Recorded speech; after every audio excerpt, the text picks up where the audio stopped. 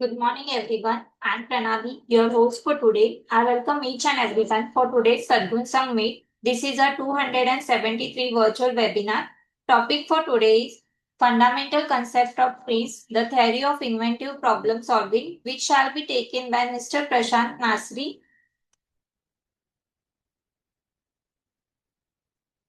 Agenda for the Sadgun Meet. Virtual inauguration by Dr. Sundar Kataria, invoking the blessing of deity chanting of Gayatri Mantra, introduction of speaker, presentation by Mr. Prashant Nasri, question and answer session, closing session.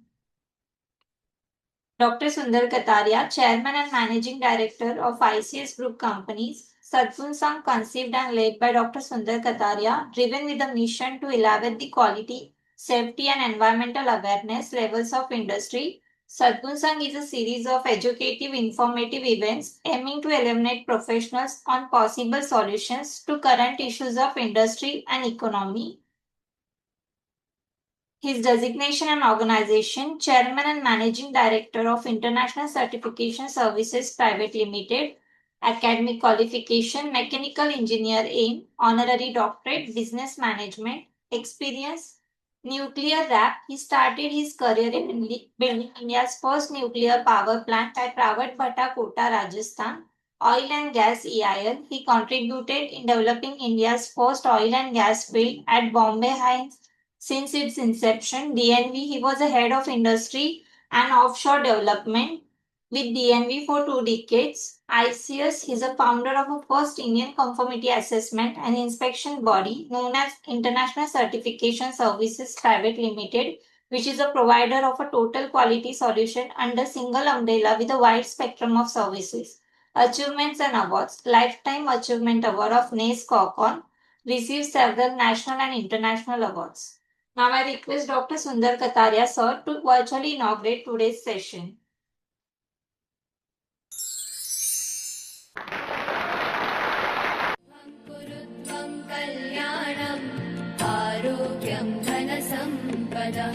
शुभं कुरुत्वं कल्याणम् आरोग्यं धनसम्पदः शत्रुबुद्धिविनाशाय दीपज्योतिर्नमोऽस्तुते दीपज्योतिर्नमोऽस्तुते शुभं कुरुत्वं कल्याणम् आरोग्यं धनसम्पदः शुभं कुरुत्वं कल्याणम् आरोग्यं धनसम्पदः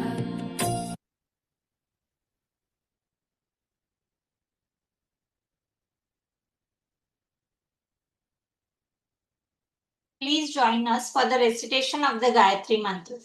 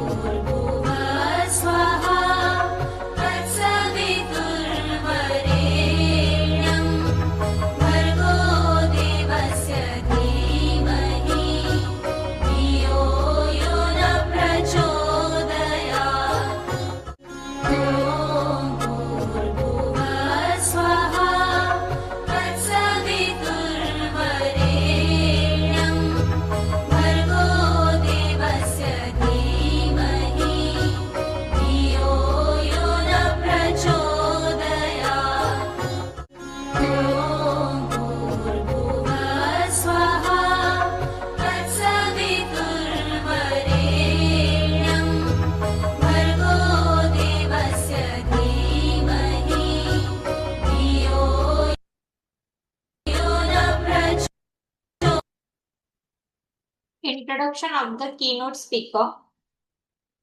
Mr. Prashant Nasri, Designation and Organization, Director, Innovation Management, Center for Innovation Management Excellence, Certified Training Partner, Global Innovation Management Institute, Academic Qualification, BE Mech, Manit Bhopal, 1984, MBA, University of Hull, UK, 2002, Experience, over 38 years in Business Excellence, TQM, and Innovation Management across India and GCC, held key positions in Maruti Suzuki, Maruti Center for Excellence, the Kanu Group and Eddy NOC LNG, contributed to Deming Award 2007 and a Senior Assessor Sheikh Khalifa Excellence Award. Certifications, Six Sigma Black Belt, ASQ, Matrix Level 2, TRIZ, Certified Innovation and Professional and Manager, Jimmy, Certified ISO 56000, Expert, ISO 9001, 2015, Expertise Areas, Innovation Management,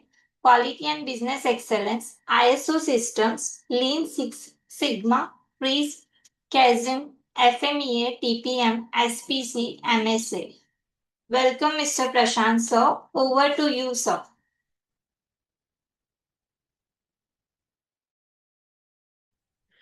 Good morning and namaskar. Very warm welcome to all of you. And I'm happy to join. Am I audible clearly? Is my voice reaching you? Yes, sir, you're audible. Okay. So thank you very much for confirmation. So I'm very glad to be back once again with ICS family. And uh, as Ms. Pranali said, that today's topic is trees. Let me just open my presentation. Uh, can you allow me please to share my presentation? Hello? Yes, sir, you can share. I can. Okay.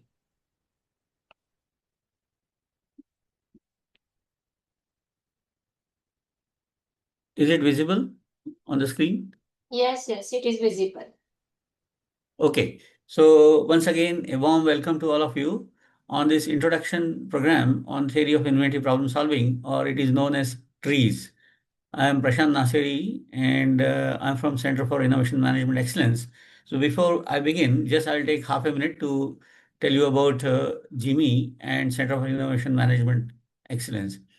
Basically, Center of Innovation Management Excellence, started by me, is a certified training partner of the Global Innovation Management Institute. Global or Jimmy. Jimmy is based in the USA. It's a non-profit organization, and its mission is to democratizing innovation worldwide. So we provide number of professional certification programs like certified innovation professional, certified innovation manager, certified chief innovation officer, etc. And we also have here is the founder of Jimmy, Dr. Jitendra Patel, and this organization has contributed immensely as member of TC 279 to develop the ISO 56000 series of standards, which is on innovation. So there are a number of certified training partners across the world, almost 32. I'm one of them. So with this brief introduction, I will begin the topic of today. We'll discuss today what is TRIZ. This is just an introductory program, although TRIZ is a very big subject, just like Six Sigma. So we'll know just the fundamental principles of TRIZ, and we'll also see some application of trees in some business case as examples. So let me begin with a story. So there was a village. In this village, there was a hunter. The hunter had a dog. So this was somewhere in North Europe. So he used to go out into the forest with his dog and with his gun, and he would shoot ducks and other birds and bring them back. And just he was living a simple life. But the problem is, he was getting older, and his eyesight became weak. Then what actually his process was that he used to go to jungle. He used to look at the ducks and shoot, and as they fell down, the dog will guide him where the duck has fallen down by sense of smell, and he will reach the prey. But because his eyesight became weak, so it was becoming difficult for him, because as soon as the dog started chasing the duck, he will lose the sight and didn't know. From the direction of the sound of the dog also, he could not know very easily where the dog exactly was in the bushes. So what do you think, what solution he could get for his problem? Any ideas?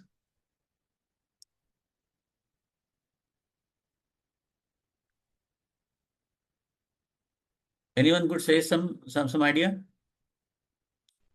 So people suggested to him many things like put some flashing light on the dog, but he did not have any access to such lights and batteries.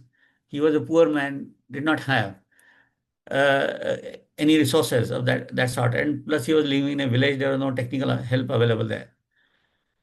What else do you think can be done?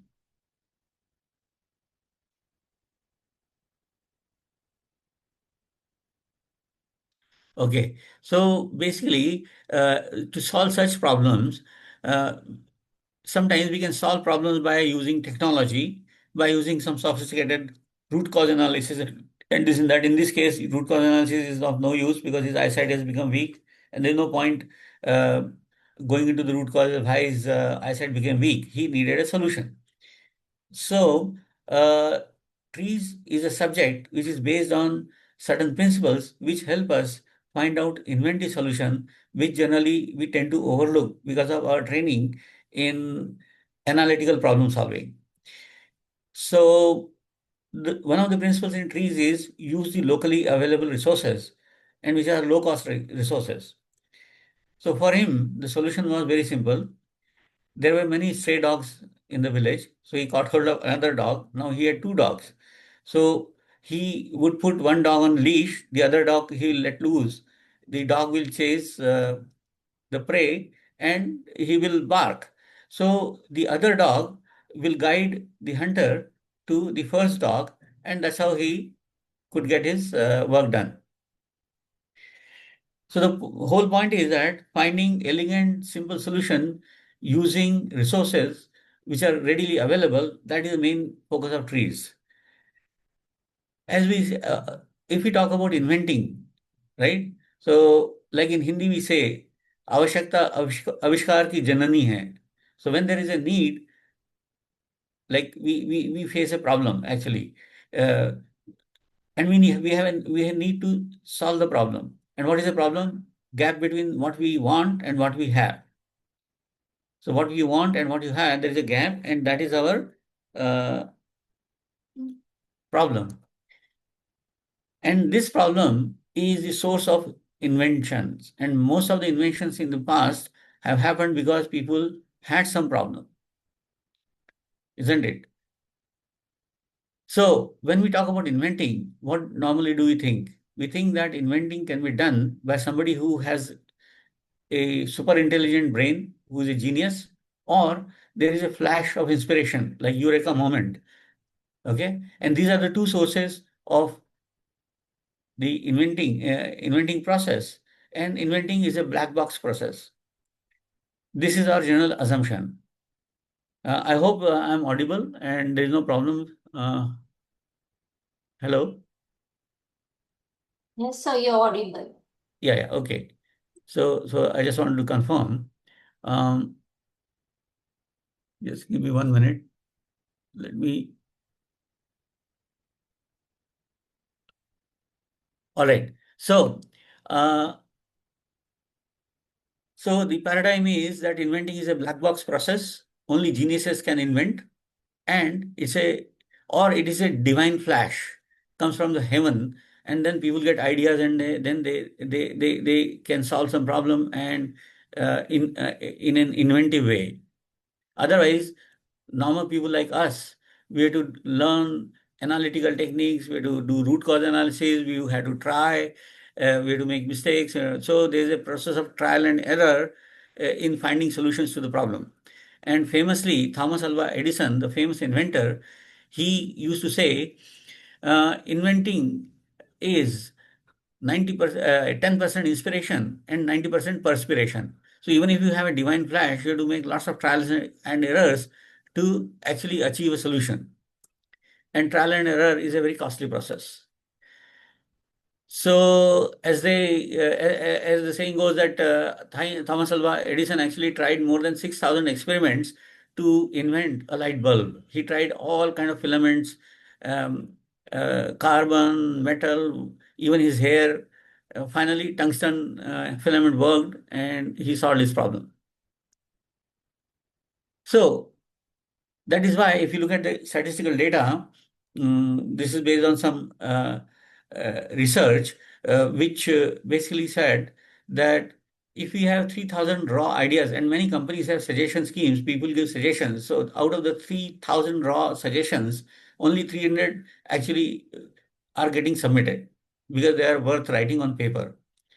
Out of that, 125 will result in small projects. 9 will reach early stage development. 4 will reach some major serious development. 2 actually will get launched as some product, and only 1 will succeed. So when it comes to ideas to actual success, there is a ratio of 3,000 is to 1. Out of 3,000 ideas, you will actually have one successful, fruitful idea. So that is where this discipline called TRIZ, uh, which is actually a Russian acronym, and in Russian it is called Teria Reshenia Izovetatel Zadach. I don't know, my pronunciation in Russian is right or wrong, but in English it is translated as the theory of inventive problem solving, or theory of solving problem inventively, as against solving problem analytically, what we are familiar with. So what is TRIZ? TRIZ is a reliable, repeatable, and teachable method of cultivating innovative and inventive thinking.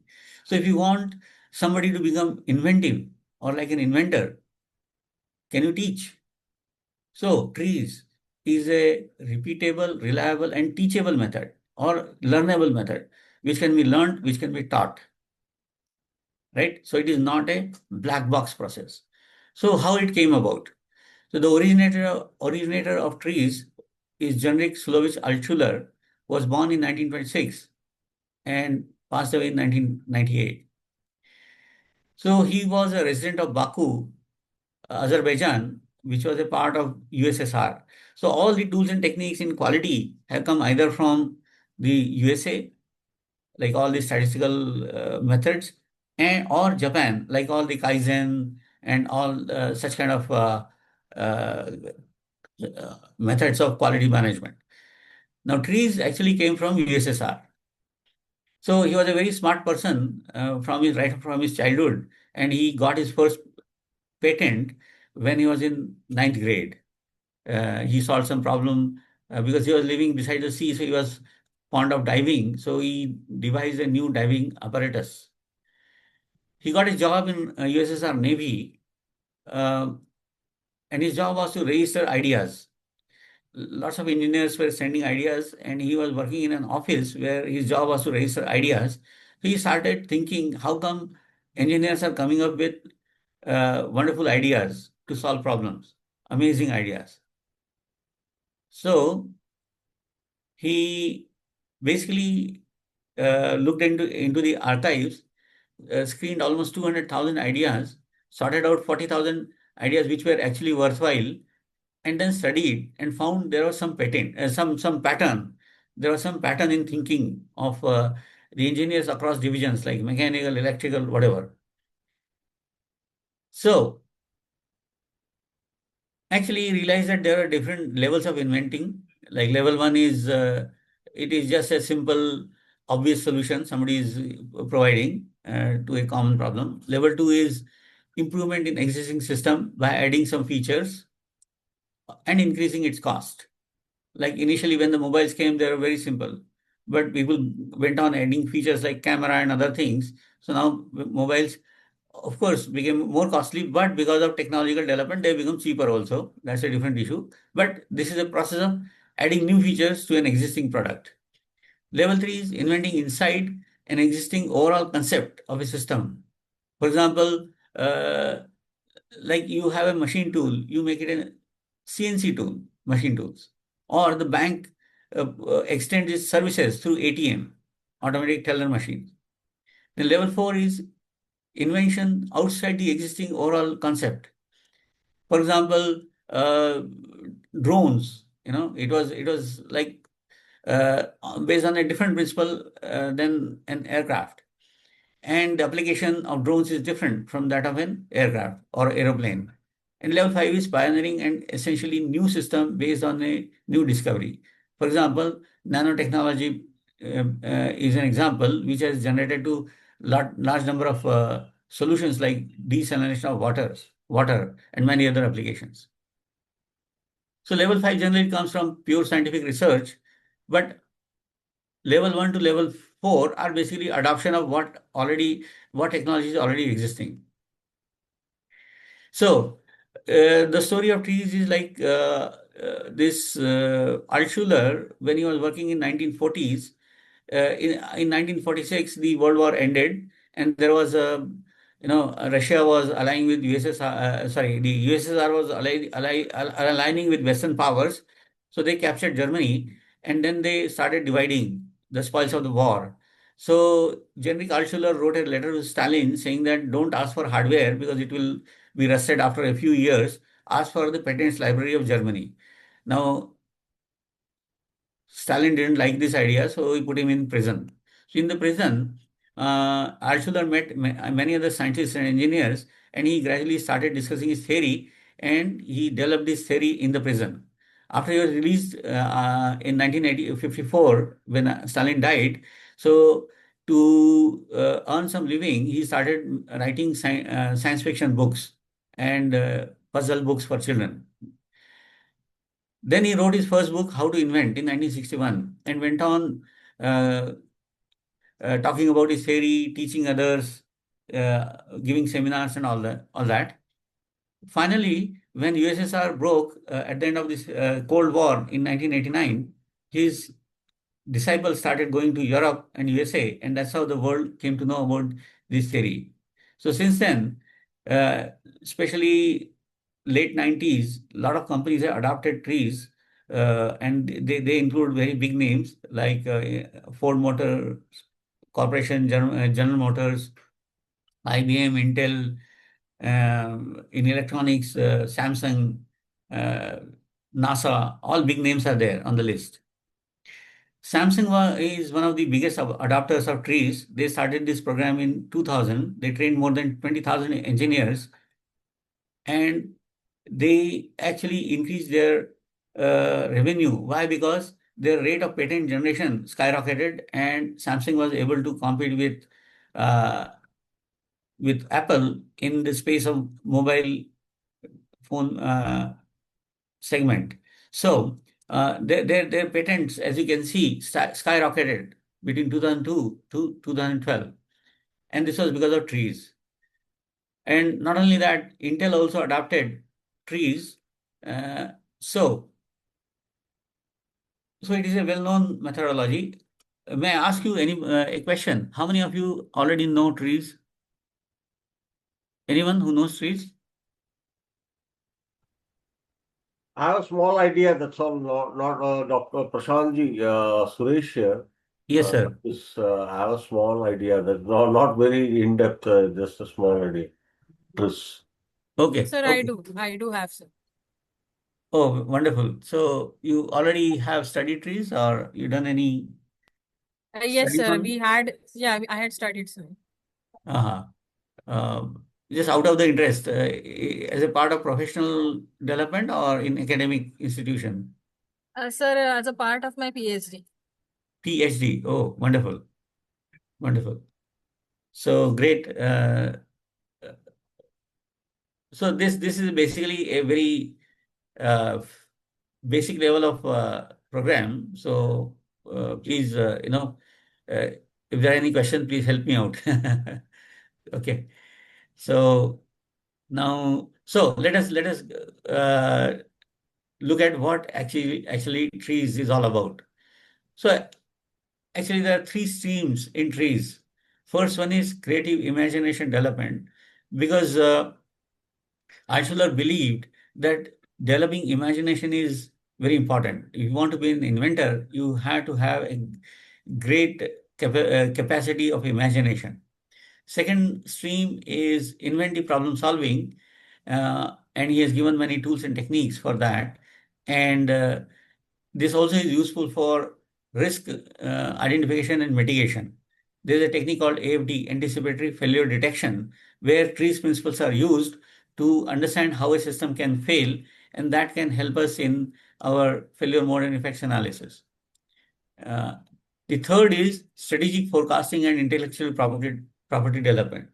So Altshuler, because he studied a large number of patents, so he developed a patterns of evolution, uh, and he gave some principles based on which you can predict the future of technologies and products. So this helps in strategic forecasting and making strategic plans for or competitive strategies. So before trees came in, most of the time, in order to become creative, we used to use brainstorming. Okay, so brainstorming is basically generate lots of ideas as a group and don't question those ideas, and then you try to shift those ideas and try to find some useful ideas. But it's a very inefficient process. It's like shooting in all directions without aim. So trees principles provide you some guidelines using which you can direct your brainstorming in suggested directions, and that makes the process more efficient. So the fundamental principle of trees is one of the principles is principle of abstraction. So that means when you have a specific problem in a specific situation, then what you do is you actually generalize the problem by changing the language. Instead of saying that water is leaking from or a coolant is leaking from a cooling, a pipe, coolant is leaking from a pipe, you say that liquid is uh, coming out of a contained space. Okay, so liquid is coming out of a contained space, or better, like a substance is coming out of a constrained space. So why this change of words is necessary? So that we can spot similar problems in other fields of science, other fields of technology. Maybe there is some similar problem and there is a already existing solution. So we can identify that solution and adopt it to our situation. Actually, Altshuler also developed standard solution for different situations, 76 standard solution. So either we can look for solutions in another industry, or we can use one of those standard solutions and adopt that. But our natural tendency is to look at a problem and try to jump to a solution. So that sometimes causes ineffective solutions, whereas learning from other industries and learning from standardized solutions actually can give more powerful and more effective solutions. So let us look at fundamental concepts or trees. So the fundamental belief in trees is innovation or inventing is a process which can be learned and taught. So some of the fundamental concepts are systems thinking, main useful function, ideality, psychological inertia, contradictions, plentiful resources, patterns of evolution. So let us go one by one. Systems thinking, probably you all know, because you're day in, day out auditing management systems. So you know very well what is a system. But very quickly, a technical system is basically when are very complex. And every system is a part of a super system, and system also contains subsystems within it. For example, if you look at a car wheel and tire assembly, it is a part of a car, and car is a part of the overall traffic or the road transport system. Whereas if you go downwards to the subsystem level, so this assembly has a tire has its own parts like the tread, like the carcass, and steel wires and all that. So, however, the fundamental principle is a system is more than the sum of its parts. Like if you keep all the components of a car in a big room, that it won't run, right? Only when you assemble the parts interact with each other, they generate a property. And that property is basically you can run the car, you can sit in it, and you can use it for transport. So first thing Altshuler also gave was the law of system completeness. So when he says, when you study system, look for whether the system is complete. So a system must have a source of energy, a technical system, engine, transmission, working unit, and that working unit operates on an object. and make some transformation in the object. And that's what we call it as function of the system. And within the system, there is a control unit, and control unit is guided by some intelligence, which actually has some objective. Right? sir. Sir? Hello? Shall I continue? leave போட்டேன் அது உக்காந்து Sorry. Stress யாரா மாட்டுவான்னு பார்த்தா அவனுக்கு I think somebody's mic is on. I would request ஜாலியா please, இருந்தது please close the mic. நண்பன் நம்ம என்ன கோவாக்கு நம்ம Hello? உங்களை வான்னு உருவனங்க ஞாபகம் இல்ல Hello, Pranali. Can I request? அவனை கேட்டா முடிஞ்சால One second, sir. எப்படா கூப்பிட்டீங்க Thank you, Jayakumar. Jaykumar, sir, sorry sorry can you off your mic, please?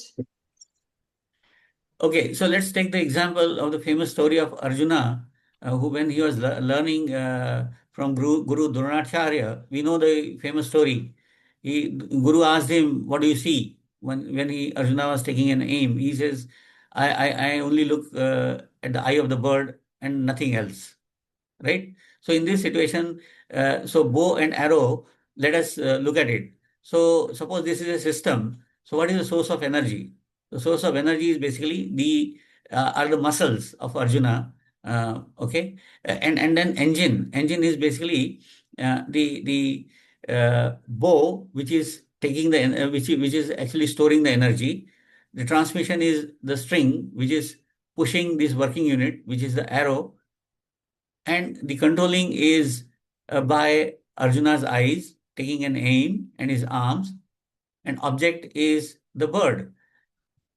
And the intelligence, of course, Arjuna has to have intelligence because he has to judge what is the wind speed, what is the distance. Accordingly, he can take the aim because a shooter has to take care of the direction of the wind, speed of the wind, and also the distance. Accordingly, he has to take the aim. Just a simple illustration. So many times what happens, the problems arise because the system what we have has some problem in one of the subsystems, or maybe there is some improper functioning or inadequate functioning. So this is the concept of system. Now every system has to deliver a function. In fact, every component in a system has to deliver a function. So what is a system? It is a system. Basically, it is there to deliver some function, and it has components and parts and subsystem. Everyone has a function, and all those functions are combined together into one main useful function. For example, if you look at washing machine and we ask somebody, what is the function of a washing machine? Immediate answer is to clean clothes, right? But real function of washing machine is not to clean clothes, but to not to wash clothes, but to clean the clothes by removing dirt and dust. Because washing can be done manually also, using a washing machine also. So the solutions can differ, but the function remains same. So for example, what is the main useful function of a spoon? Right? So in TRIZ, we learn to think in terms of precisely defining the system, the function of a system or function of a component. So, for example, we might say that the spoon is used for eating food or stirring tea, but we actually turn into a more precise language. The function of a spoon is to hold small quantity of some substance and move it from one place to another, right? So this is how we learn to look at the systems and their components and define their functions. The next concept is ideality.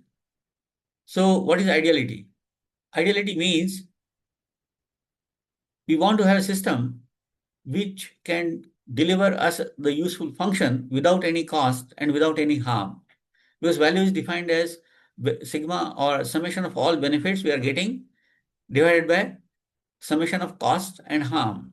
For example, if you get electricity from a power plant, so we get a benefit of electricity, which we can use for many purposes, but there is a cost also. Uh, you have to keep the turbine running, you have to have coal, you have to burn it, you have to have boiler, you have to generate steam, you have to run the generator, then it will generate electricity. So there is a lot of cost involved, and plus there is harm. Boiler may explode.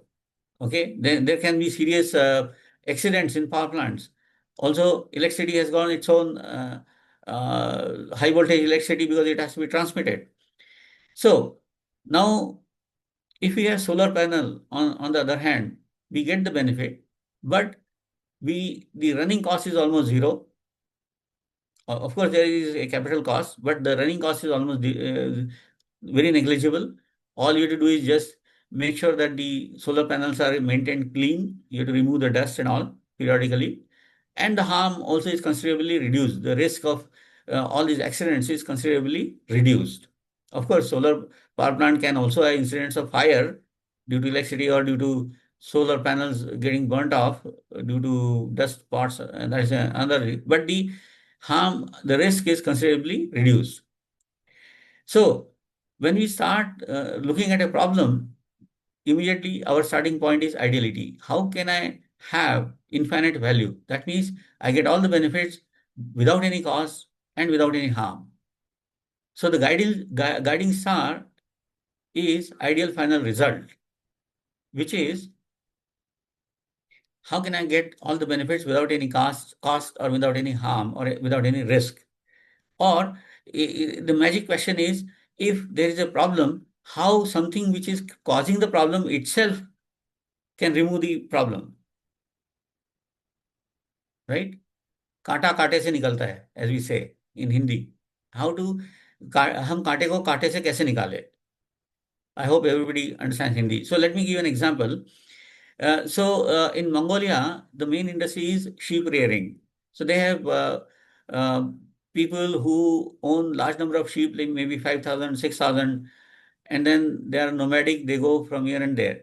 Now and they sell the wool. They given by the sheep. So their main business is sheep rearing and selling wool. Now the problem with the sheep is that they get ticks uh, or insects, and because of that, these insects, they suck blood and make the sheep sick, and they die. So the solution is basically you have to bathe the sheep with a medicine or medicated water. So you dissolve medicine in water and you have to bathe the sheep. Now just imagine if you have to bathe 5,000 sheep, you have to catch each one by one, and pour water on it. Now, do you think sheep is going to keep still? It will resist. It will try to run here and there. So you can imagine the amount of labor you require. So they came up with a small idea, and the idea is very simple. Dig a trench, fill it with medicated water, and drive the herd from one end. And the sheep are very good in following each other. So one sheep goes inside, the others will go. The depth of the trench is just enough so that the sheep can keep their snout, their nose out to breathe air.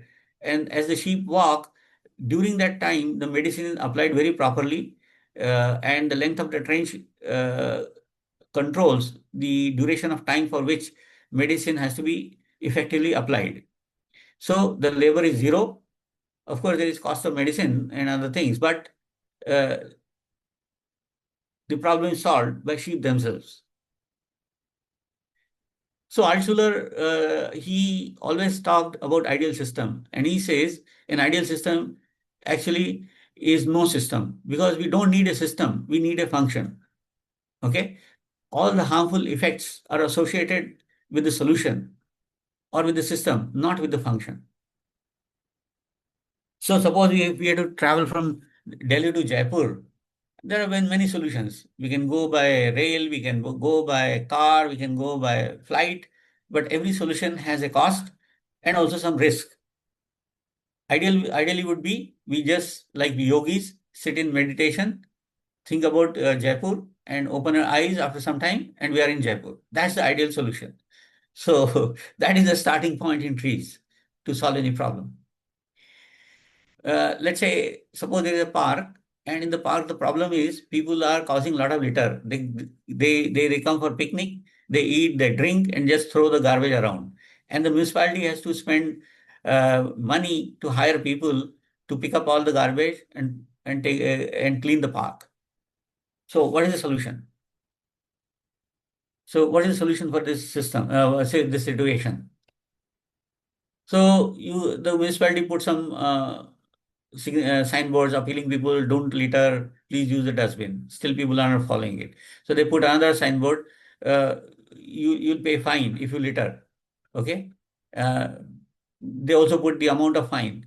Okay. Still didn't work. So they put some posters like cursing the people, shame on you if you throw the garbage. But finally, the solution was a reverse vending machine or a garbage vending machine. So that means people put some bottles and other things, and in return they get some stamp, a coupon, and using the coupon they can buy small things like tea or cold drink or something. And that solved the problem because people were willingly going to the machine and putting their paper cups and soft drink bottles and cans and other things. And that also became a source of revenue because uh, it generated a lot of useful material. Another example is, have you heard of Narayan Pisapati? Anybody's heard? This gentleman is from Hyderabad, and what he did, he actually invented edible cutlery. So spoons and plates. So you go for a picnic, instead of using plastic plates and causing litter, you eat your food with edible spoons and plate. And after eating your food, like it could be bhel or something, you eat the spoon and you also eat that plate. And these are made of sorghum, and they're very nutritious. And there are many now companies making edible cutlery. It's available in the market. So this is an ideal solution. Like it doesn't cause any harm. Of course, there will be some cost, but that cost is not a waste. That cost basically is also serving as nutrition, as food. So another concept is contradiction.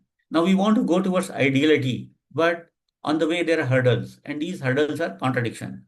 Why this contradiction? Because every solution we come up with always has some harm associated with it, some disadvantage.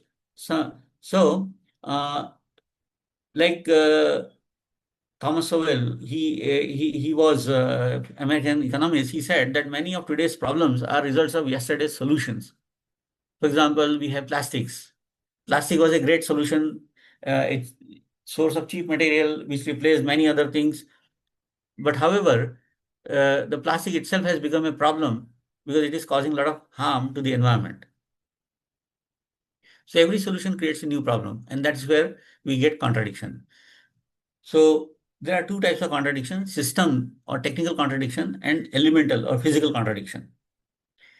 Okay, so we are always faced with dilemma. If I take, I have this solution, I implement it, but I will have this disadvantage.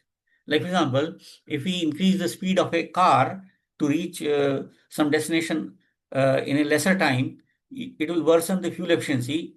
Your cost will increase. If we increase the length of a car to carry more passenger, the turning radius will increase and the maneuverability of the vehicle will become poor. So these are examples of contradictions. For example, you have more inventory, you have more products to sell to the customers immediately, but inventory carrying cost will increase. So these are examples of system contradiction. The physical contradiction is when one single element of a system has to have two opposing properties. Like for example, the length of a bus to carry more children, of a school bus to carry more children, but it becomes difficult to drive, or that the maneuverability becomes less. Let's take another example. Uh, when the divers, uh, you know, anybody who swims here, you know, uh, do you go to swimming pool? Hello? So when you practice diving, the problem is that if you land in water uh, at an angle, you get a very hard slap on your stomach. Okay, so that is very painful, very painful. But the divers have to practice number of times, and there is always a chance that they will land in water at a wrong angle and they will get hurt. Why? Because the water acts, although it is a liquid, it provides some resistance uh, because of surface tension, and that causes the hurt, right? So water, but when you enter the water uh, after diving, then water also stops your body. Otherwise, you'll go and hit the bottom and get hurt once again. So water has to be hard or viscous to stop your movement inside water, but it should be soft. It should have no viscosity or no surface tension to avoid injury.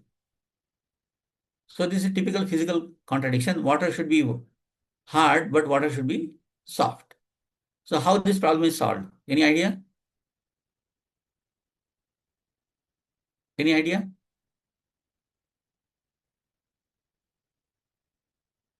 Well, the solution to the problem is water, to ask the question where the water should be soft and where it should be hard. The answer is water should be soft at the surface and water should be hard under the surface to stop the diver's body from hitting the bottom. So, how do you make the water soft on the surface? The answer is uh, just divide the water by using compressed air. So just put a compressed air pipe on the surface of the water, so it will generate bubbles, so the diver will not get hurt, but under that surface, water is still water, it will stop the body of the water of the diver. So this is called principle of separation. So you can do separation in space, separation in time, separation in parts, or separation in a condition. For example, a flyover is an example of separation in space. A traffic signal is an example of separation in time, because the whole purpose is to avoid collision of vehicles.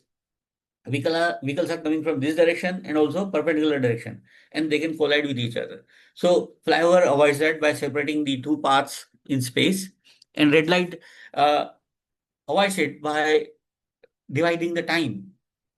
Okay, and also you have roundabout, which is separation in parts, where the lanes are so as you enter the roundabout, you enter in the inner lane and gradually move out to exit the roundabout.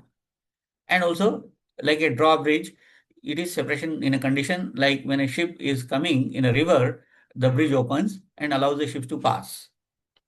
So these kind of principles can be used to resolve physical contradiction. But for system contradictions, actually, Altshuler developed a tool which is famously known as contradiction matrix. He actually came up with uh, 40 tricks or 40 principles, which are called 40 inventive principles. He analyzed many systems, so he identified there are 39 parameters which generally are in conflict with each other, especially in mechanical and engineering systems. And when they are conflicting, the problems are generated. And he first of all identified these parameters like weight of a moving object, weight of a stationary object, length of a moving object. So you can increase, like the bus is a moving object. You can increase its length, okay? But what will happen? It's another parameter will reduce, which may be, for example, say adaptability, which is like maneuverability. So what he did, he also had 40 solutions, standard solutions, or you can say inventive principles, like segmenting, taking out, local quality, asymmetry, and all that. And he made a matrix. So using this matrix, you can uh, identify contradictions, and then in this matrix, there are numbers suggested. These numbers refer to the inventive principles. So, for example, if your conflict is between, say, uh, length of a moving object and length of stationary object. Okay, so length of a moving object, or let's say weight of a moving object and weight of a stationary object. Uh, let's say it is between 2 and 4. So weight of a stationary object and 4 is length of a stationary object. So like a bridge, so you increase the length of the bridge, the weight of the beam will increase, and then it will become very, very, very heavy and costly to build that beam. So how can we have a bridge, a long bridge, without increasing the weight of the bridge?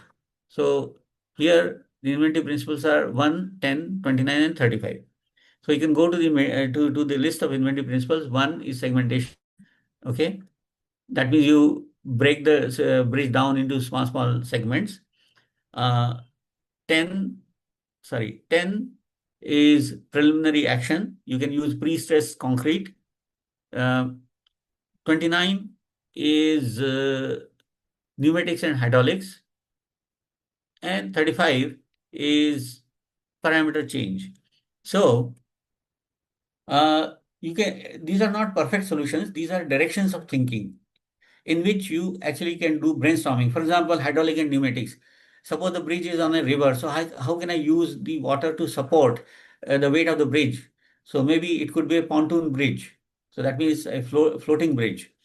Or suppose that is not possible. So can I have helium-filled balloons which are attached to the bridge with ropes, steel cables, and they support the weight of the bridge? Maybe it's a crazy idea, but possible.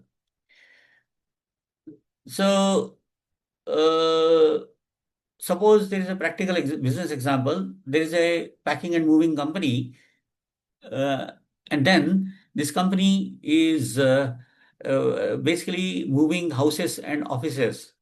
So when a customer calls, somebody goes, does a survey, looks at the stuff, and estimates the quantity of packing material. Then when they get the order, they go to the warehouse, withdraw packing material, and then go in a big truck with the crew, go and pack the things and move it out. But the problem here is sometimes the estimate of the packing material is not exact, and if they run short of packing material, they have to go back to warehouse and fetch it. So that wastes their time. Sometimes the packing material is not there, so entire crew is sitting idle. So, so for this, they were giving excess packing material. But the problem was this excess packing material was not coming back because company suspected that the crew were actually just selling it out and company was losing money. So company wants to reduce cost. So what can be done? So the contradiction. So first we will formulate a contradiction. So if the quantity of packing material is more, that is issued material is more, there is wastage and hence more cost. If the quantity of material is less, there is a chance of shortage and loss of productivity of the team. So we learn how to formulate a contradiction statement. If extra packing material is given, the positive is there is no wastage of time to fetch the short material, but there is wastage of material and high cost. If extra packing is not given, then there is no wastage of material and high cost, but there is poor labor productivity and loss of time. So if we look at this 39 parameters, what are the analogous things? So parameter to be improved is quantity of substance, and the worsening parameter is productivity or capacity. So 26 and 39 in this list of parameters. 26, which is amount, quantity of substance, and 39, productivity. They are in conflict. So if we use the contradiction matrix, we will get these solutions: 3, local quality; 13, the other way around; 27, cheap disposable objects; 29, pneumatics and hydraulics. So these can become directions of brainstorming. Local quality means you authorize the supervisor of the team to buy material locally. Suppose he is short of some cartons, so he can buy from the local market near the wherever is the working site. So he has some authority and some money. 13 is the other way around. So instead of having a stationary warehouse, you make the warehouse mobile. There are a number of teams working in the city. So you have one van with extra packing material, and whichever team runs short of material, they call and the van goes there, and there is complete accounting of material, because whatever material is issued from the mobile warehouse is also recorded. 27 is cheap disposable object, and 29 the materials hydraulics. So, for example, you can combine these two, and you can use balloons. You can give each team balloons, which are very low cost material, and suppose they run short of, say, bubble sheet. So what they can do is they can inflate the balloons and stuff those inflated balloons inside the packing to cushion the whatever material, maybe glass material is there.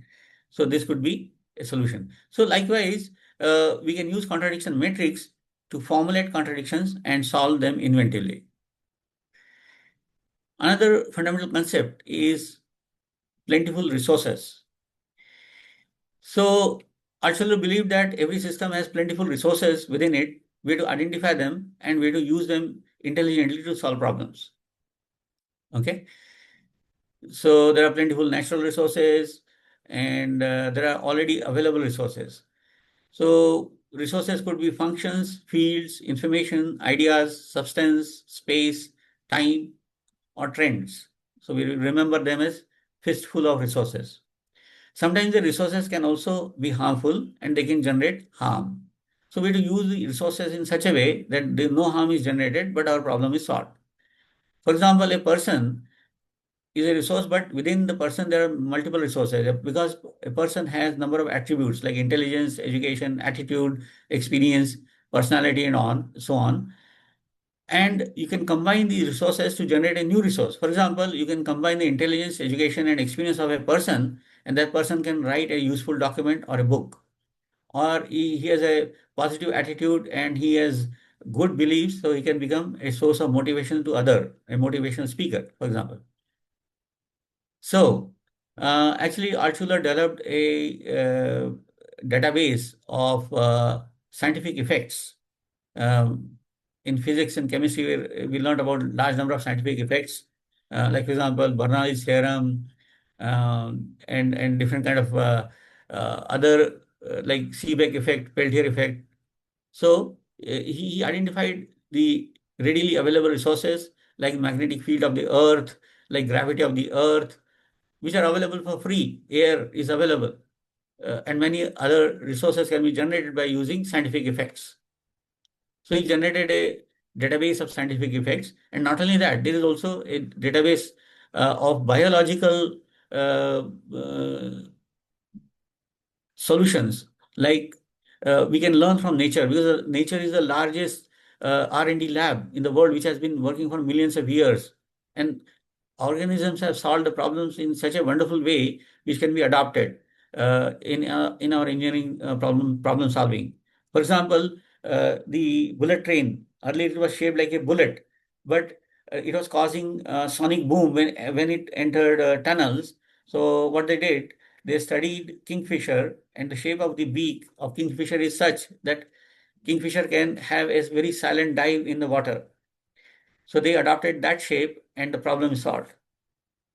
So if we look at the latest picture of bullet train, you will find it has a very long beak-like shape instead of a bullet-like shape.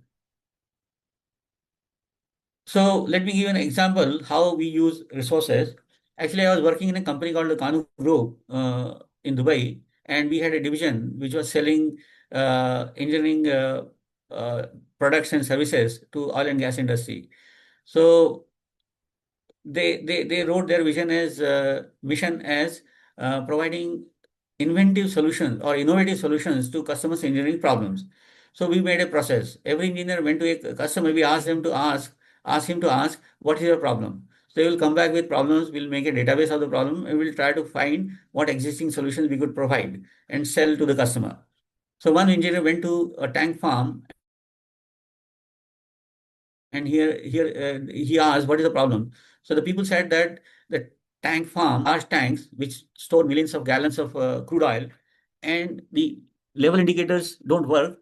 So he asked them, how do you find the level of oil?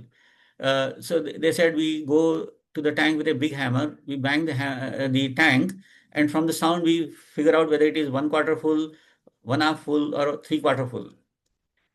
So with this, as a team, we started brainstorming using the TRIZ principle. So what is the ideal solution? So first we use the principle of abstraction. Instead of saying there is crude oil in a tank, big tank, we said there is liquid in a container. Okay. So how do you know the level of liquid in a container? What is the ideal solution? Ideal solution is like you can see the level of juice in a glass. How can we see like this? The level of crude oil in a tank. Obviously, the tank cannot be made of glass. So what is the other method? So we looked at what are the resources available in the system. There is crude oil in the tank. There is air on top of the crude oil. There is steel, which is the material of the tank. There is sunlight, heat outside. As soon as somebody said heat, then people realized that there is a differential in the temperature of the crude oil and the air. And the solution was very obvious. It was to use an infrared camera. And by the way, we were selling infrared camera for other purposes like electrical maintenance. So we told them the simple solution. Just look at the tank through an infrared camera and it becomes very obvious. You know immediately what is the level of oil. But actually, would you call this as an innovation?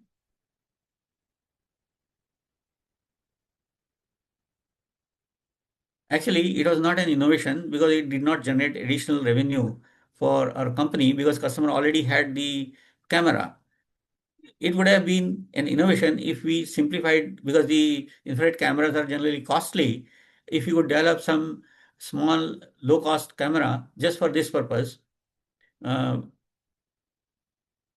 so it can be used on a large scale basis, then it will really become an innovation. Another principle, fundamental concept, uh, is psychological inertia. Altshuler realized that people get limited in their thinking because of many reasons. As children, we are very curious and very creative. We can think of crazy things. Our creativity actually peaks, and there were studies, number of studies in MIT and other places to know when a person is at its peak of creativity, and they found between the age of 12 and 14, the children, the people or human beings have the highest the level of creativity.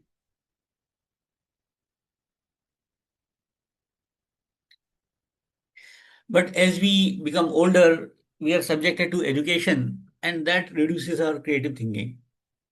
Why? Because formal education gives you preconceived ideas from others, and your thinking gets molded in that pattern, or you have your own experiences.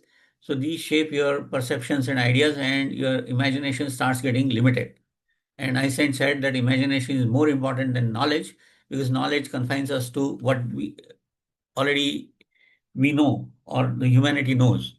But imagination is something which goes beyond that. In fact, many of the things we use today were actually conceived in imagination by science fiction writers. For example, mobile phone. So, as we become more and more expert in our field, we become prisoners of our own knowledge prison. So, Altshuler developed many methods, and there are many methods already available for breaking this prison and freeing our creative imagination. So he developed a branch of TRIZ which is dedicated towards it. It's called Creative Imagination Development. Uh, so common causes of psychological inertia are basically look for solution outside. Don't look for solution outside own comfort zone. Like the story of a person who was looking for something under a street light. Another person came and asked him, what are you looking? He says, I actually lost my ring. So he said, where did you lose the ring? He said, over there. And it was dark over there. So he said, why you are searching here? Because it is dark over there, and here there is good light. So this is where I'm searching. So we do like this. We try to search solution within our known area, limiting language and jargon. That's why we use the principle of abstraction.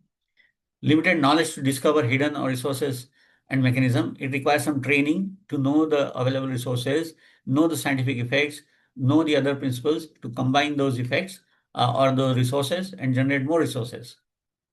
Also, we have cultural reasons that this is the way we already done it. Don't rock the boat. Don't fix if it is not broke.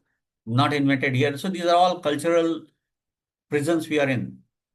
Okay. So that is why uh, it is important to break free from this knowledge prison and release our imagination, which is very useful to move towards ideality and solve contradictions. So first is principle of abstraction, which we have already discussed. And there are many methods like morphological analysis, method of focal objects, principle of exaggeration, and principles of fantasizing. So in trees, actually learn how to fantasize. No other course in any university or any educational institution, they rather discourage students from fantasizing, daydreaming. But here you learn daydreaming, and there are methods available. Um, Like Einstein also said, imagination is a preview of life's coming attractions. So TRIZ teaches guided imagination, which is a competency in well organized but unrestricted powerful thinking. So I won't go into details. There are things like principles of fantasizing, like increasing the size. For example, we all heard the stories of Gulliver's travel. So he went to a land where there were all giants, right? Then he went to another land where there were all very small, tiny people, like Lilliput. So we learn from such stories, and these stories were actually created by imagining, using some principles of imagination. So increase the size, decrease the size, increase the speed, decrease the speed, and so on. So,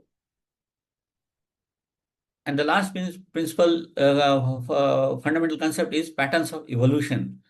So because Altshuler had studied a large number of patents, she was able to devise or think of some patterns in which technologies develop. So he actually gave a concept of a S-curve analysis and principles uh, based on which we can predict in what direction a technology or a product will develop.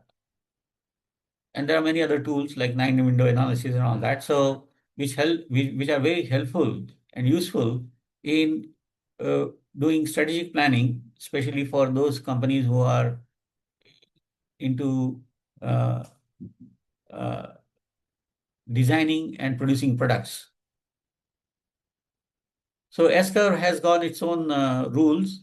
Like stage one is new system creation, selection of parts. Second stage is parts improvement and development. Stage number three is increasing dynamization or controllability of the system. Fourth stage is increasing the self-control or self-development. Like we have now robotic drones or robotic soldiers even, where human beings are not involved. The machines themselves are intelligent enough to control themselves. And after that, the final stage is when the system goes to a decline stage, trimming. Like for example, initially people went on adding feature to mobiles, but later on they became so fed up with this.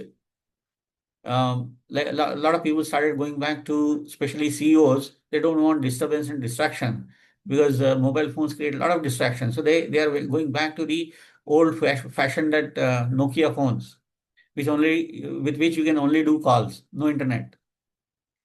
And such phones are also being sold in poor countries. At least people have the ability to talk to each other, even if they don't have internet, right? Uh,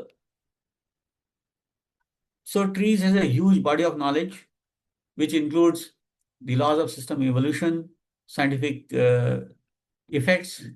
Also, Altshuler has given a lot of guidance on how to search patents and how to circumvent patents. And there are standard solutions, there are inventive and separation principles. There is also a step-by-step method called ARIZ, algorithm for inventive problem solving. And it is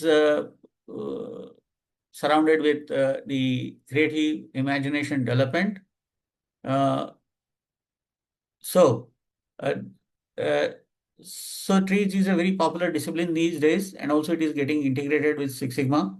And that's all I had to share as an introduction of the TRIZ of this subject, which I love. And I think we have time for question and answer, so I'll be very happy.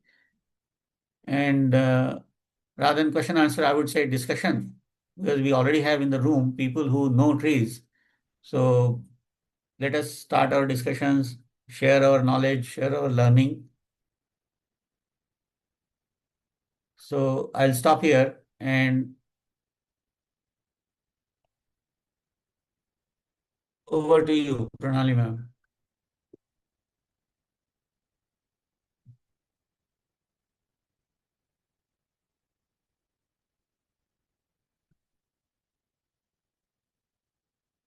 Hello.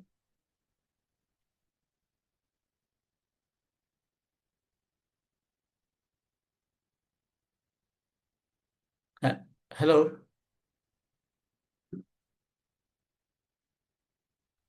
Okay, I see Dr. Sundar Kataria. Sir, you have raised hand.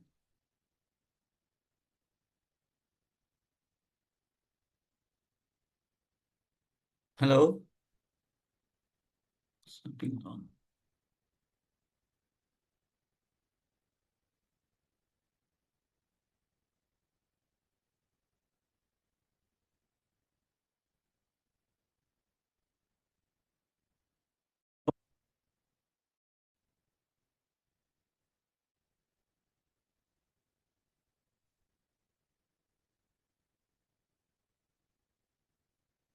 Hello, I'm not getting any sound.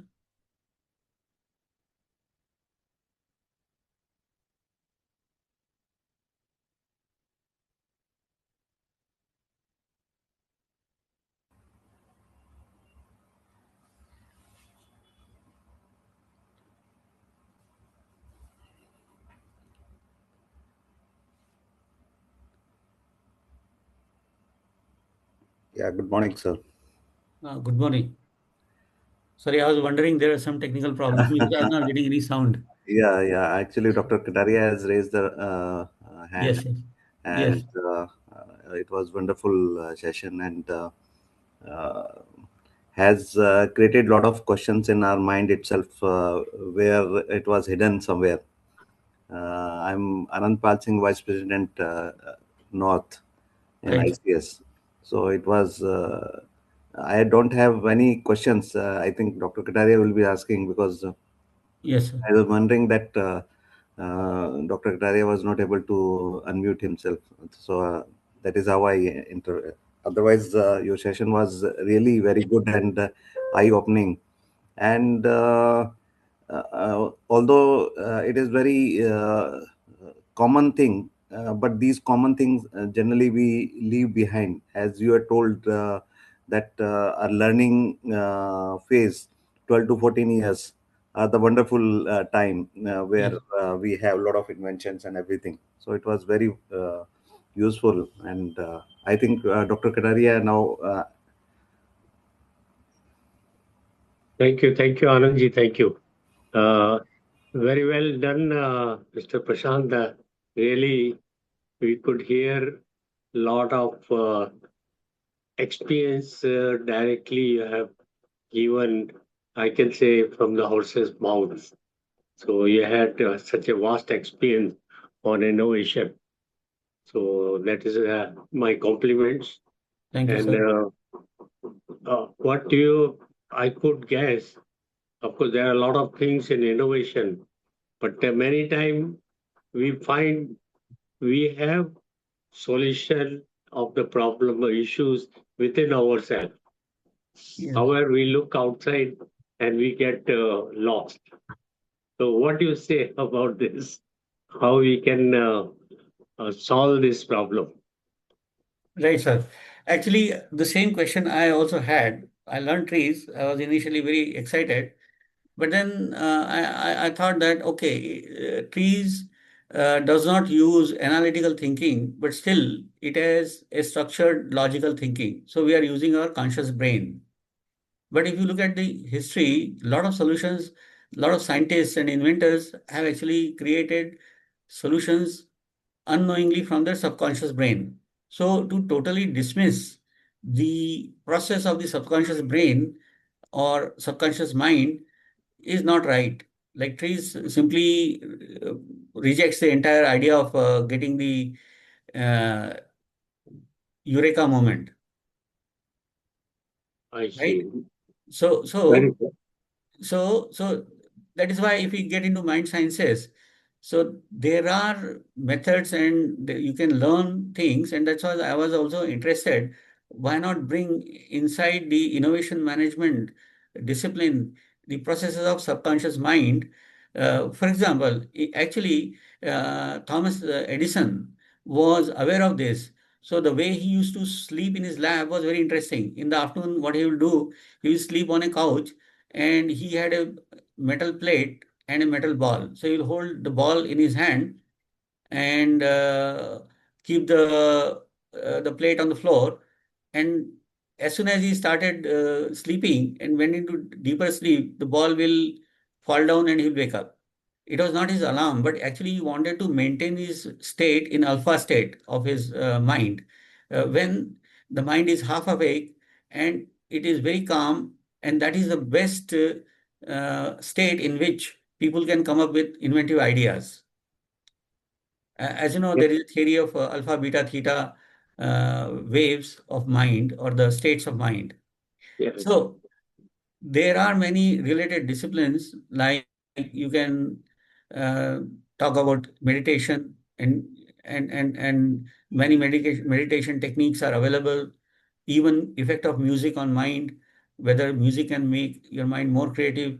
Also, the effect of sleep, how you solve problem during sleeping, because many people have actually dreamt of some solution during their sleep and they found solutions during their sleep. Many scientists have reported that. So yes, this is another area which we should probably try to investigate and study. yeah. Another thing, the question is, today we are in the electronic age, Yes, and we are becoming slaves of this. And now the AI is coming, and our creativity, how we feel our creativity will be alive with this new world, which is transforming so fast. yes, sir. Yes, fully agree with you. Uh, because in the older people, they were very fast in calculation. But we grew up with calculators. Now we have computers and Excel sheet. So our calculation, we are not good in mental calculation as our elders, right? So similarly, people actually have been using computer, but now with AI, things have been so dumbed down that you don't have to even write a code. The computer will do code writing for you. In this situation, what we do? Yes, so as I see that the future will be human beings have to become more human. So we have to ex expand our learning beyond engineering and technical thinking, but to become more connected to the society, understand problems, and solve those problems using the technology like AI. Uh, I think there has to be more emphasis on learning of human sciences, or as they call humanity, rather than just focusing more on technology, because technology, the robots and AI will be better than us. That's what I think. Correct, right. And if you see And recently, sorry, this also was indicated by Sadhguru in one of his videos. He said that the future of education is people have to become more human rather than yeah, technology focused. yeah, recently we had in Delhi one of the mega event on AI, Right. where Prime Minister also has emphasized Narendra Modi that we should have ethical use of AI. Exactly. So Yes. this has very, very large meaning. If you see that there's ethical is small word, but it is very means it is one has to really think when he is using or is developing the AI. Thank you. Nice of you. Thank you so much. So I would like to hear from, we have, there is another hand raised. Prashantji, this is Anand Menon. Ji, sir. Actually, my phone is showing there as a identification. So this subject raise is is a very interesting subject. It is really a way forward to look into very in depth. And I also like to thank ICS to bring such subjects for the discussions and an awareness session. So this gives an opportunity to think further.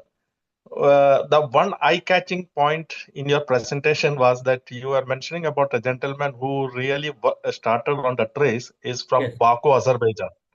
Yes. Actually, Russian. Actually, actually, I am now speaking from Baku only. I'm Oh, located wonderful. in Baku, working in an oil and gas industry.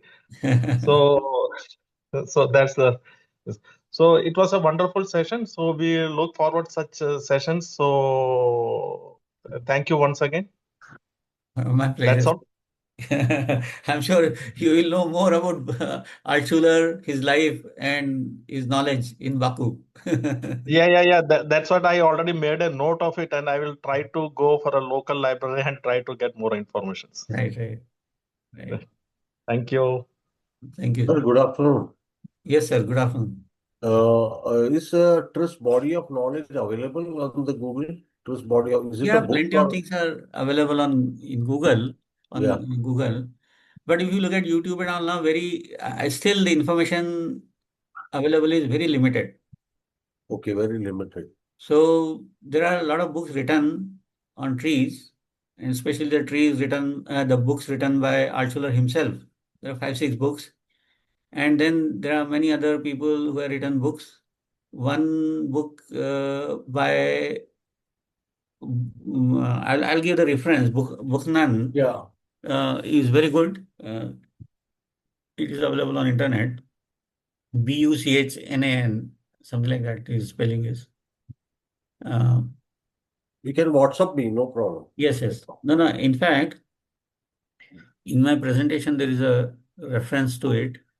One second. I'll just open it up.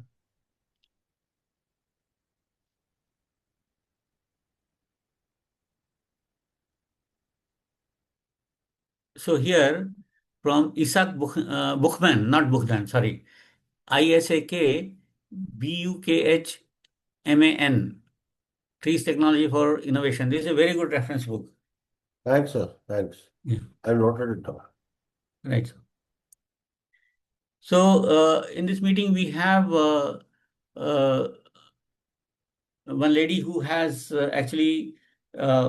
who has a background, perhaps a PhD in TRIZ. So I would like to hear from her any further insights.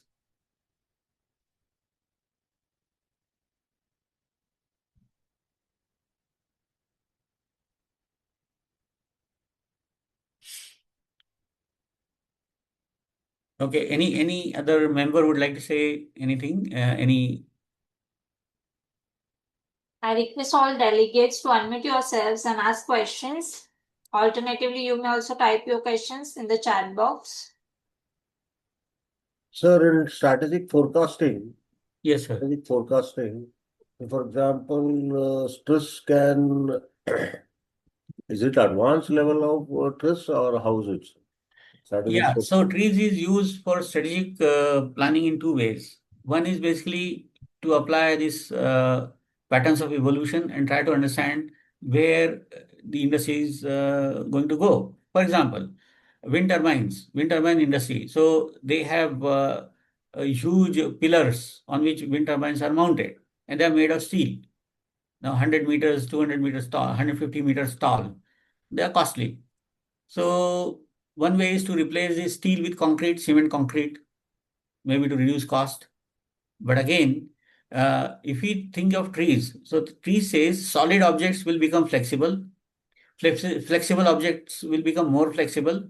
Finally, solid material will be replaced with liquid or gas, and finally by energy field. So you know what? Recently, China has done one thing. They made huge balloon kind of things uh, filled with helium. I can, if I had the video, I would show you. But the idea is the wind turbines are working at the height of 150 meters, which is still close to the ground.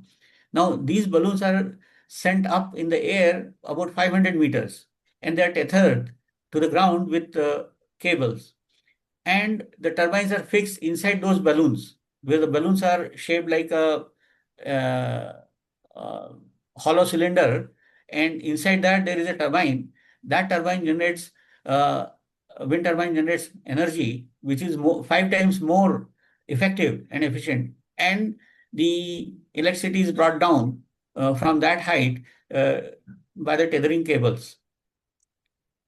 This actually has been implemented in China. Okay, thanks. So this is how you can actually predict the patterns of evolution. The second use of trees is patent circumvention. Like your competitor has some patent. Now you cannot directly copy it without paying royalty. But what you can do is, because it's a public knowledge, you improve that patent using trees. You analyze the system using trees and come up with a better thing and patent it. Then all that patent which was previously filed, that knowledge is available to you for free.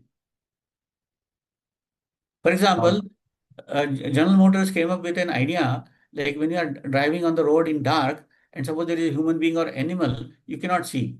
So they put an infrared camera in the bumper. But the display of that camera was available on the dashboard, which again, what Hyundai did, they just changed the patent. They incorporated this display in a heads-up display and and file another patent. Now they can very well use infrared camera on the bumper without infringing any patent. Okay, okay, thanks. Thanks very much. It was informative. Right, sir. So thank you for asking questions. So now I'm still open. We still have time. Otherwise, if there are no questions, then probably. Sir, you had said recently, just in this in your webinar about Six Sigma and TRIZ. Yes. Yeah, because I am actually a master black belt in Six Sigma. So Right, now, sir. are they coming up with Six Sigma? No, not coming up. Actually, TRIZ and Six Sigma are going to be combined together. That's what you had said in the webinar. Yes, Actually. yes.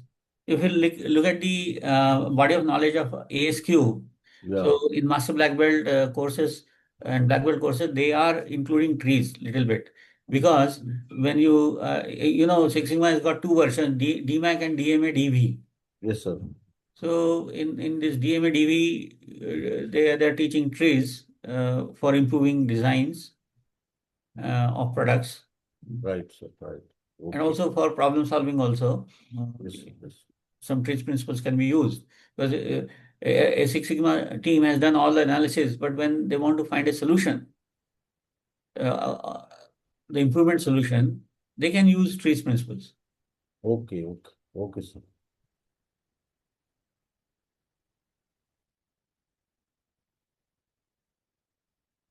So I just wanted to say that we from Jimmy are committed to this mission of democratizing innovation, and at the moment we are talking a lot about innovation everywhere, but in industry still we need to generate more awareness about ISO 56000 and innovation management.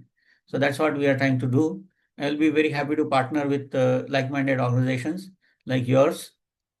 So I uh, welcome you to have a dialogue on this topic.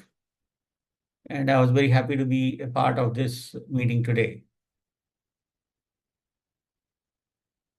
It's an honor, in fact, for me. So, Pranali ma'am, if there are any more questions?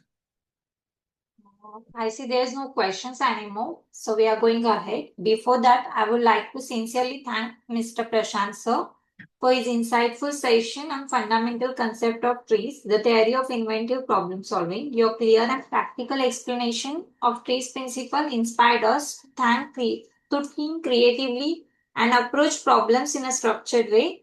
Thank you so much for sharing your valuable knowledge with us. Thanks a lot, sir. My pleasure. Thank you very much for inviting me and giving this honor to me. Okay.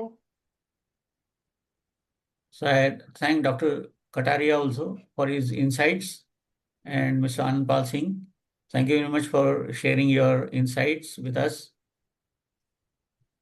And thank you, Mr. Menon, for raising questions. Okay, so we are going ahead. Yeah. Thank you. Thank you for all the audience for attending. So are we going to close the session now? Yes, sir. Okay. Thank you. Have a good day. ICS is placed to provide you all its research and development, integrated management system, QMS, EMS, and OHSS. Excellence in education management, ISO made easy in Gujarati, Marathi, Telugu, Hindi. For reading any of the above books, please contact Mrs. Sushma Kindilkar. Feedback form, please register on www.sadgunsam.org and go in your login and give feedback. I would also like to thank all the participants for their valuable time and active participation. We hope you found the session informative and useful. Have a nice day. Thank you.